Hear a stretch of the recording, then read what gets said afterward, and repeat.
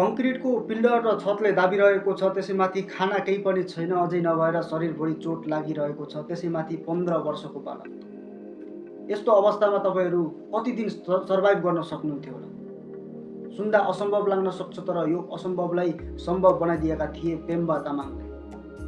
2072 वैशाख 12 गते भएको महाविनाशकार भूकम्प कैयौँ ज्यान गुमाए, कैयौँका सपनाहरू भग्नावशेषमा पुरिए।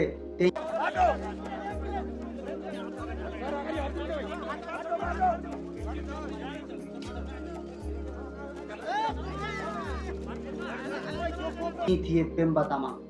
उनले खाना मुखैमा लगिसकेका हुन्छन्, त्यतिकैमा उनी बसेको धरती हल्लिन्छ। उनी खाना छोडेर बाहिर भाग्न थाल्छन्, तर उनी माथि कङ्क्रिटको छत र पिल्लर खस्छ। अन्ततः उनी बेहोस हुन्छन्। जब आँखा खुल्छन्, जताततै चोट लागेको अवस्थामा आफूलाई फेला पार्छ। दुखाइ, भोक र प्यासमा छटपटिनुभन्दा अर्को उपाय थिएन उनीसँग। त्यतिकैमा उनले एउटा घिउको डब्बा भेट्छन् र घिउ र त्यहाँ टप्किरहेको पानी खाएर उनले 1, 2, 3, 4, 5 गर्दै 5 दिनसम्म काटिसके र उनलाई कता कता आश मरिसकेको थियो। अब म बाँच्न सक्दिनँ जस्तो लाग्न थालेको थियो।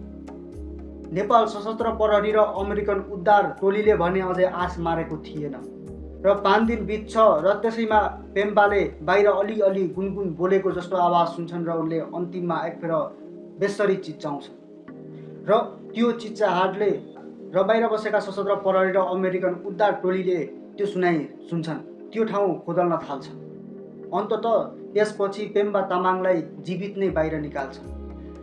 त्यसपछि उपचार हुन्छ, उनी ठिक हुँदै जान्छन्, तर उनलाई पछिसम्म पनि अझै विश्वास लागेको थिएन कि म जिउँदो छु जस्तो लागेको थिएन। र यो घटनाले यही सिकाउँछ कि हामीले कुनै पनि अवस्थामा हिम्मत हार्नु हुँदैन, लडिरहनुपर्छ, जित अवश्य हासिल हुन्छ। यसबारे तपाईँको के प्रतिक्रिया छ कमेन्ट गर्न नभुल्नुहोला। My name is Pemba. I've been rescued after 5 days. I saw 2 containers of butter and ate it to survive. I also found a wet cloth and squeezed water